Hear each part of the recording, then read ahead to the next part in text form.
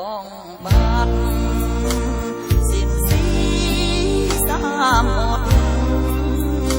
រួមសេរីសោធី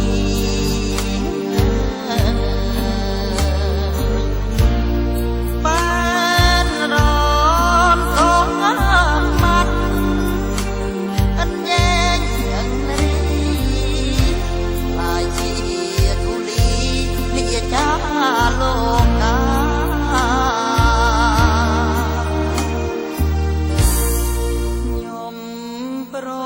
ត់នៅ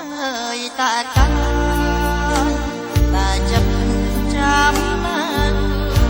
អបរឿងអាស្រ័យនៅក្នុងលោ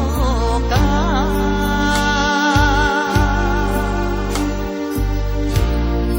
ខ្ញុំរត់នៅម៉ែអើប្រត់គូសងសាគូលណែនរាស្រុកគេ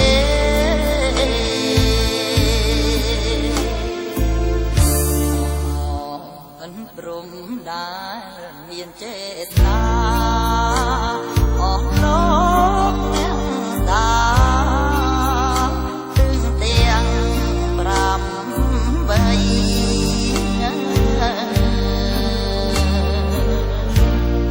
សូម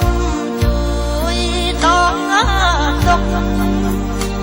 យើងខ្ញុំទាំងឡាយជាតិក្រោយសូមកុំឲ្យយល់